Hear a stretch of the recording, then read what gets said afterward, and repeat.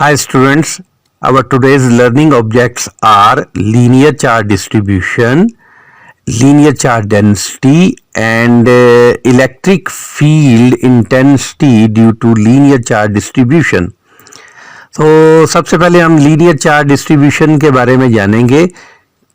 When a small charge is uniformly distributed over a straight line, then such type of distribution is called linear charge distribution.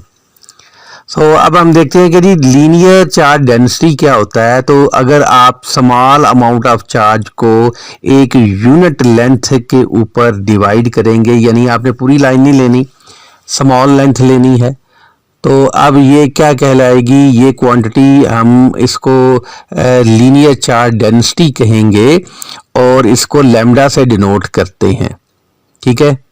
So now let's proceed towards the electric field intensity due to an infinite charges. So हम consider करेंगे कि हमारे पास एक line है, हमारे पास एक straight line है और उसके ऊपर पॉजिटिव चार्ज को हमने यूनिफॉर्म डिस्ट्रीब्यूट किया हुआ है. जैसे कि आप यहाँ पे देख रहे हैं कि एक हमारे पास लाइन है जिसके ऊपर पॉजिटिव चार्ज है और ये लाइन नेगेटिव इन्फिनिटी से पॉजिटिव इन्फिनिटी तक जा रही है. ठीक है. और let P is the particular point where we wish to find electric field intensity. एक आपने पॉइंट को कंसीडर कर लेना है, कहीं भी उस लाइन के सामने कहीं भी आपने एक पॉइंट ले लेना है, उस पॉइंट का नाम हमने P रख दिया. और सपोज कर लिया कि अभी जिस तरह हमने ये लाइन ड्रॉ की हुई है, ये पॉइंट कहाँ पे है, एक्स एक्सिस के ऊपर लाई कर रहा है.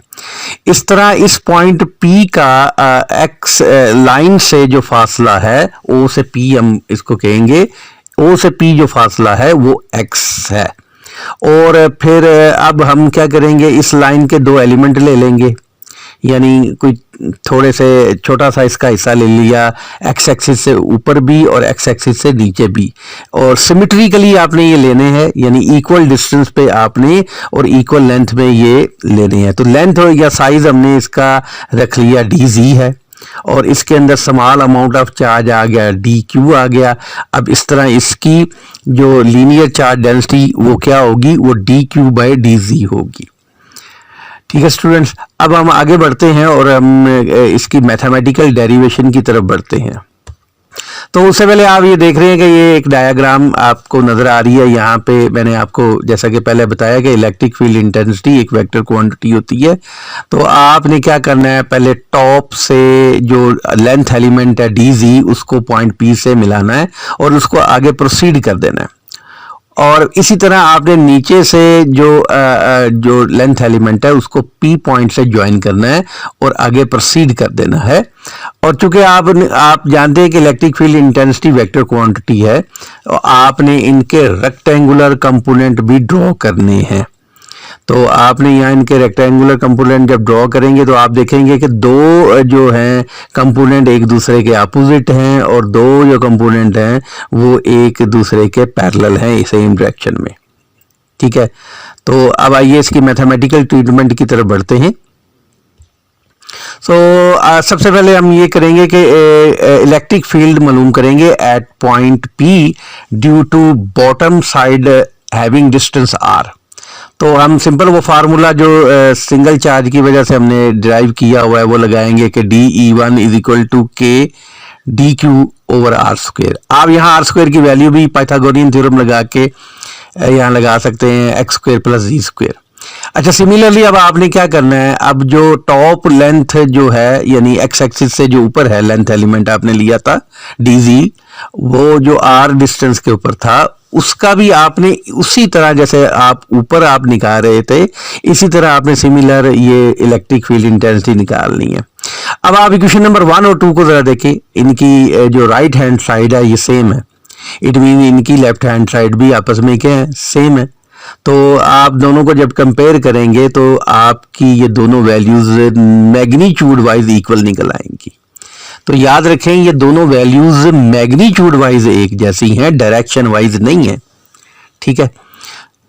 क्योंकि ये दोनों फील्ड्स वेक्टर क्वांटिटी हैं और एंगल पे लाई कर रहे हैं, तो अब मैंने आपको जैसे पहले भी एक्सप्लेन किया था कि जब भी कोई वेक्टर एंगल पे हो तो आपने उनके रेक्टेंगुलर कंपोनेंट को ड्रॉ कर लेना है। तो हम क्या करेंगे, दोनों फील्ड्स DE1 और DE2 के रेक्टेंगुलर कंपोनेंट्स ड्रॉ कर लेंगे। तो DE1 का अलोंग x कंपोनेंट होगा DE1 cos थीटा, और DE1 का जो अलोंग y एक्सिस कंपोनेंट होगा वो DE1 sin थीटा होगा। इसी तरह आपने क्या करना है, DE2 के भी रेक्टेंगुलर कंपोनेंट्स को ड्रॉ कर लेना है। ठीक है, तो अब आपने रिजल्टेंट x कंपोनेंट निकालना है अलोंग x एक्सिस। दोनों जो लेंथ एलिमेंट्स हैं उनका along x axis resultant x component क्या बनेगा। तो उसको हम डिनोट करेंगे DEX के साथ, और आपने क्या करना है, DE1 का भी x कंपोनेंट और DE2 का भी x कंपोनेंट दोनों को ऐड अप कर देना है। अब दोनों को ऐड अप करेंगे, और आपने पीछे अभी ऊपर से कंपैरिजन किया था कि DE1 और DE2 मैग्नीट्यूड वाइज इक्वल हैं आपस में, लिहाजा आप DE2 की जगह DE1 भी लिख सकते हैं। और अब आप इन दोनों को ऐड अप करेंगे तो ये आ जाएगा, आपके पास जो रिजल्ट आएगा वो आएगा 2DE1 cos थीटा। अच्छा जी, इसी तरह हमने रिजल्टेंट जो है ना y कंपोनेंट का निकालना है, और वो क्या होगा जी, वो आप सिंपली DE1y और DE2y को ऐड अप कर लेंगे। यहाँ ये ब्रैकेट के अंदर नेगेटिव साइन इसलिए लगाया है कि ये जो DE2y है ये नेगेटिव y एक्सिस की तरफ है, और नेगेटिव y एक्सिस की तरफ जो भी हम अमाउंट लेते हैं उसके साथ हम क्या लगाते हैं, नेगेटिव साइन लगाते हैं। और चूंकि ये फिर वही ऊपर जो आपने ये यूज किया DE1 और DE2 आपस में इक्वल होते हैं, लिहाजा ये दोनों एक दूसरे को कैंसिल आउट कर देंगे और ये जवाब यहाँ पे आ जाएगा 0। ओके जी, यहाँ तक समझ आ गई। तो आगे बढ़ते हैं। अब मैग्नीट्यूड ऑफ इलेक्ट्रिक फील्ड दोनों की वजह से, दोनों लेंथ एलिमेंट्स की वजह से रिजल्टेंट मैग्नीट्यूड क्या होगा, रिजल्टेंट का मैग्नीट्यूड क्या होगा। तो जैसे हम वेक्टर को सम करते हैं, r is equal to r x का square r plus r y का स्क्वायर और अंडर रूट भी लेते हैं, तो इसी तरह आपने कर लेना है। इधर अंडर रूट नहीं लगाया क्योंकि दूसरी लेफ्ट हैंड साइड पे उसने स्क्वायर भी लिया हुआ है, तो इस वजह से यहाँ अंडर रूट नहीं है, लेकिन अंडर रूट आप कंसीडर कर भी सकते हैं। तो अब आपने ऊपर से ये DEY की और DEX की वैल्यूज को पुट कर देना है, और ये आपका जो रिजल्टेंट मैग्नीट्यूड आएगा वो DE is equal to 2DE1 cos theta आ जाएगा। ठीक है, अब तो ये तो सिर्फ दो एलिमेंट्स की वजह से ये इलेक्ट्रिक फील्ड आया है। आपने क्या मालूम करना है, आपने पूरी लाइन की वजह से जो इलेक्ट्रिक फील्ड बनता है उस एक पॉइंट के ऊपर, वो मालूम करना है। तो फिर हम क्या करेंगे, दोनों साइडों से क्या कर देंगे, इंटीग्रेट कर देंगे। अब हमने यहाँ पे लिमिट जो लेनी है वो 0 से प्लस इन्फिनिटी लेनी है, क्योंकि हम सिमेट्री लेकर चल रहे हैं। तो उसमें ये होता है कि आप एक साइड की जो होती है वो मेजर करते हैं, दूसरा उसी तरह होता है, उसको हम बाद में 2 से मल्टीप्लाई भी कर सकते हैं। तो इस तरह ये जो लिमिट है वो 0 से प्लस इन्फिनिटी लेंगे, और अब हमने क्या करना है, ये DE1 की वैल्यू इक्वेशन नंबर 1 से इसके अंदर पुट कर देनी है। तो जब हम इसके अंदर DE की वैल्यू पुट करेंगे तो ये आ जाएगा हमारे पास रिलेशन कुछ यूं, 2 integration from 0 to positive infinity के lambda DZ divided by x square plus z square times cos theta. ठीक हो गया जी। अब हम आगे बढ़ते हैं। अब हमने जस्ट इंटीग्रेशन को सॉल्व करना है और हमारा रिजल्ट आ जाना है। अब इंटीग्रेशन को सॉल्व करना, हमने देखा जी बटे के नीचे 2 स्क्वायर वाली टर्म आई है, तो आपने क्या करना है, जो वेरिएबल है इसमें चीज उसको आप, जो z है जिसके साथ DZ लगा हुआ है वो वेरिएबल कंसीडर होती है, तो आपने z को पुट कर देना है, z is equal to x tangent theta. Then आपने इसका डेरिवेटिव लेना है, DZ इज इक्वल टू आप जानते हैं x secant square theta d theta. अब आपने यहाँ लिमिट्स भी चेंज करनी है। लिमिट्स चेंज करने का ये है रूल कि आपने क्या करना है, लोअर लिमिट क्या थी पीछे आपने इंटीग्रेशन में देखी, वो 0 थी, तो z की जगह 0 पुट कर देना है और थीटा की वैल्यू निकालनी है। तो जब z 0 होगा तो x उसके नीचे जाके डिवाइड हो जाएगा, वो भी 0 हो जाएगा, और यहाँ से टेंजेंट थीटा 0 हो जाएगा और यहाँ से थीटा भी 0 आ जाएगा। इसी तरह अपर लिमिट आपने देखी थी z में, वो इन्फिनिटी थी। तो इन्फिनिटी जब आप पुट करेंगे यहाँ z की जगह, तो x जब इन्फिनिटी के साथ डिवाइड हो जाएगा तो वो भी इन्फिनिटी हो जाएगा, और टेंजेंट जो होता है वो 90 के ऊपर इन्फिनिटी होता है। तो ये चारों की चारों वैल्यूज आपने पीछे वाली इक्वेशन में क्या कर देनी है, पुट कर देनी है। चारों की चारों आप इसमें वैल्यूज पुट करेंगे तो यहाँ पे कुछ चीज़ें कॉमन निकलेंगी, कुछ चीज़ें कैंसलेशन होंगी। तो ये ज़रा देखिए, x पहले कॉमन निकला, ठीक है, अंदर आ जाएगा 1 प्लस टेंजेंट स्क्वायर थीटा, और 1 प्लस टेंजेंट स्क्वायर थीटा आपको पता है सीकेंड स्क्वायर थीटा के इक्वल होता है। अब ये सीकेंड स्क्वायर थीटा और ऊपर सीकेंड स्क्वायर थीटा एक दूसरे से कैंसिल आउट हो जाएंगे, और x भी नीचे एक x से कैंसिल आउट होगा। अब यहाँ देखिए इंटीग्रेशन में यहाँ पे ये डी थीटा लगा हुआ है, इसका मतलब थीटा वाली टर्म्स वेरिएबल होंगी, और थीटा के अलावा जो टर्म्स होगी वो इंटीग्रेशन से बाहर भी आप लिख सकते हैं।